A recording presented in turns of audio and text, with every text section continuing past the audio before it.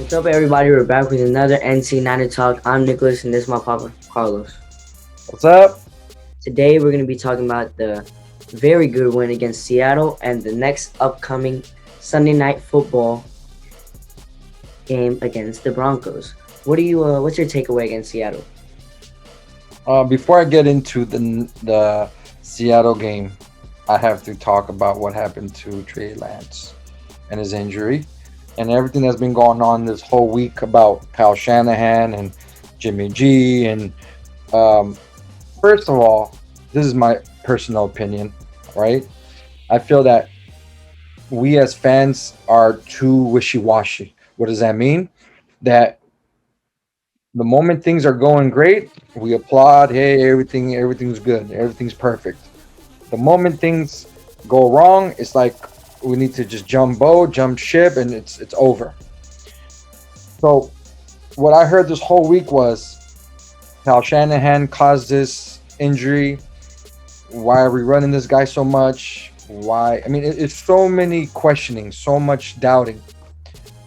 The only reason people were doubting this move, the only reason people were even talking about this injury is because, no, the reason we're talking about it is because he got injured, of course. But if this guy would have not gotten injured, if he would have gotten sacked and would have gotten injured the same exact way, we wouldn't be having this discussion, or they wouldn't have discussed all this through the whole week, right? That's one. Number two, this is football. And I know people are going to say, well, Kyle Shanahan calls the plays. I understand that. And they're going to say that, I heard this, Kyle Shanahan calls the plays and he made this man run more than he threw. Understood. It's hard to kind of argue that. I understand. However, it's you can never win with fans. You can never win with the media. You can never win with, you just can never win. It's always a complaint about what Kyle Shanahan has been doing, has done. He doesn't do enough. He takes us to, the promised land, and we don't win the big game. We go to the NFC Championship. You understand how hard it is to win in this league, correct? How hard is it to win in this league?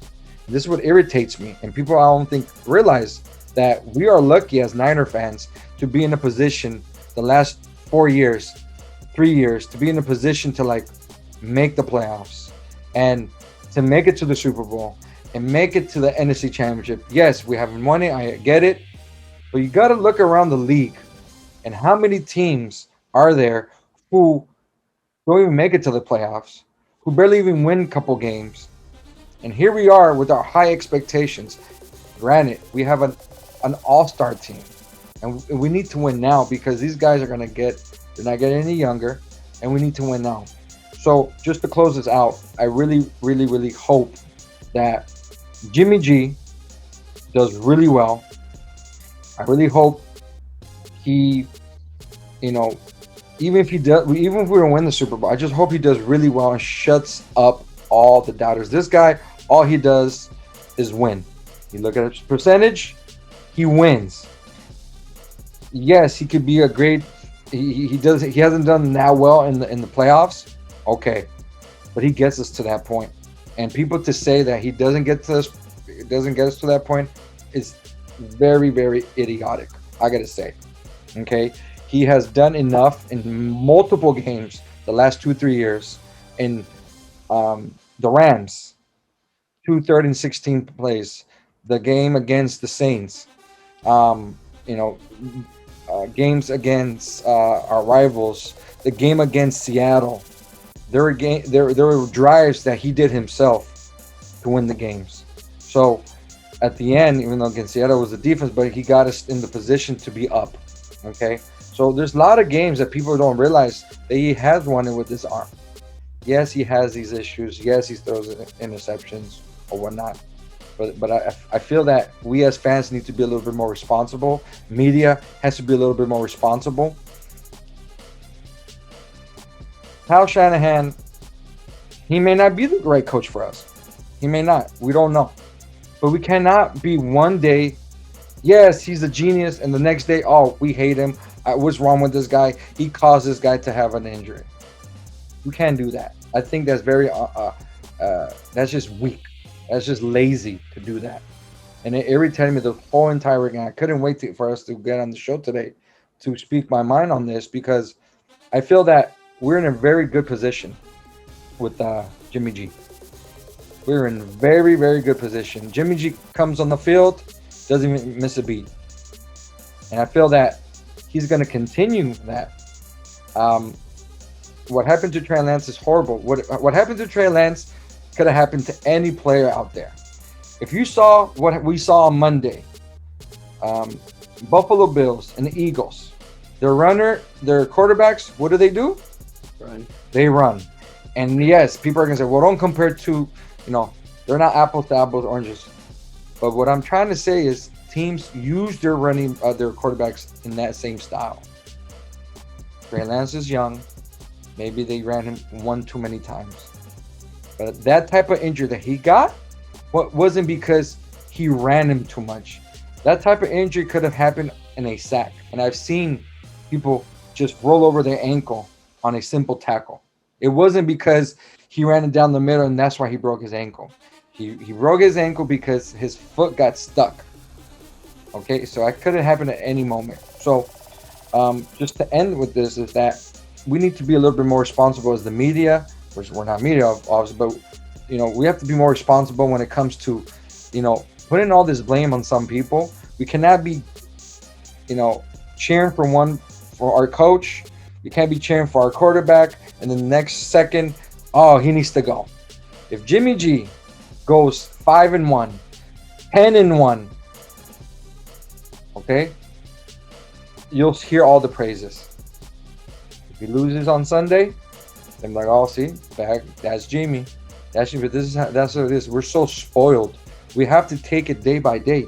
We are so spoiled that we're even having this discussion. Last year, we're what, 3-5, 2-5, 3-5, and we're like, change the coach, change the quarterback, and where did we end up being? NFC champion. Okay, so people just need to chill. Yes, the injury sucked. Yes, I wish they could have maybe thrown a little bit more. Okay, but I bet you if this guy would have won the game running it, people would have just not said not one word. He got injured, people say something. And to be honest with you, the first two drives, there was nothing to show for. Jimmy comes in. It looked like they opened the playbook for some reason. But, if at this point, I'm going to be double guessing what Shanahan's doing, at this point, it doesn't make a difference, man. He's already into his 6th, 7th year. If you're going to let him go, let him go. But I'm not going to start double guessing why Shanahan's doing this, Shanahan's doing that. The only thing I do have to say about Shanahan is there's been a lot of games that he has left the other team hanging. We got to kill them when we can. It's just frustrating to hear all these fans and media just just almost seeming like they were just like quitting on the Niners, quitting on Shanahan, quitting on everything that's happened. It just doesn't make sense to me. What did you think of this whole situation? I agree, but I also disagree because You agree with what? I agree that this could have happened on any play, Mm-hmm. but as you said, Trey Lance has ran more than passing, Right. and that's as a QB you got to pass. But that also shows that Kyle Shanahan does not believe that Trey Lance was the QB for this team, even though they picked Trey Lance as a number 3 pick, traded a bunch of first-round picks. He doesn't think he's ready yet, and for Jimmy G to come in like that and not miss a beat, like you said, it feels great, But feel bad for Trey, feel good for Jimmy, and I think Jimmy can bring this team to another playoff run, which he's done in the last few years. Right. And this is a win now team that has improved in many spots. So, yeah. I think with what we took away from this game, at least what I took from this game, is our defense is just Monster defense. they are hitting all cylinders. If it wasn't for that blocked field goal, we would have shut out this team. Okay, So our defense is it's on point right now. Our linebackers, Ufanga is still playing uh, already a Pro Bowl level. A lot of people are thinking he's playing on Pro Bowl level. Um, I think our now with Jimmy G, when once Jimmy G came on, it just there was a better flow in the passing game. Everything is clicked. It's just a better flow. All right, so what we're gonna do now is we're gonna move on. You know, good to hear that Trey Lance got you know Successful surgery. successful surgery. He comes back. He's comebacks next year. Whatever, we'll welcome. We'll be like cheering for him. But for now, it's Jimmy G time. We're Hope- moving on from that. Yeah, hopefully he stays healthy. And you know what? What we need to do is we just gotta be responsible as Niner fans. And it starts with if people don't want to be responsible, let them be. But I want to be that responsible type of fan that it's just we go day by day. We don't overreact. You know, we've seen it too many times that we have to win the last game to make to the playoffs, and then we're in the NFC Championship, just like last year. So that's what I took from this past game. I took that our defense is just being monsters right now, which is that's a big plus. I think they're number one in the league and allowing the least yardage overall, so which is always great. And so against the Seahawks, we just put it down to them. What else did you notice in this past game? Something I noticed was the run game dominated against the Seahawks, and Ty Davis Price is injured as well now. So now Jordan Mason's coming in. Tevin Coleman is back. Yeah, we just picked up Tevin Coleman. And the running game looks very solid. And as you said, the defense is hitting on all cylinders. Ufanga looks amazing. The whole defense looks amazing. Yeah. And, it was really hard to score on them. As you see against Seahawks. Seahawks did not score an offensive touchdown. No offensive points. Yeah. They were basically shut out. Yeah. So let's just move on to the Broncos game. What do you take away for the Broncos game? I feel the Niners should be able to win this. Not so much ease because we're playing Russell Wilson. Yeah. The guy that we try to kind of stay away from because he was in Seattle. But now we're facing him again. It's always a challenge. He always plays us very well, but I feel that he doesn't have the same pieces he had in Seattle. So it's going to be a big plus for us. I think we're going to get the run game going. I think we're going to establish that. We're going to do play action with Debo, with Jimmy. We're going to do more slants with Debo, and hopefully he has a better connection with Ayuk. Also, Kittle's coming back, which is perfect for us because now you add another weapon. Okay, so now we have Debo who could go short to long. We could have Ayuk to go to the middle. We could have Kittle that could go pretty much anywhere. Then we have is he a rookie? That guy with the kid that we got that Jordan Mason. No, the wide receiver. Danny Gray. Is he a rookie? Yeah. Yeah. So Dewan Jennings. Don't forget about that. Yeah, but we have the rookie that will just take. He's the one that's gonna be our big play guy down the field.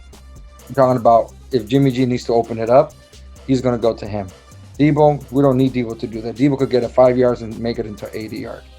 You could go 15, 20, he'll do the same thing. Kittle does the same thing. So I think with that, I think the Niners will be able to establish the run, pressure Wilson all night, and cause a couple turnovers and continue the momentum and continue to shut up the critics, the haters, and Jimmy G is gonna. I think Jimmy G.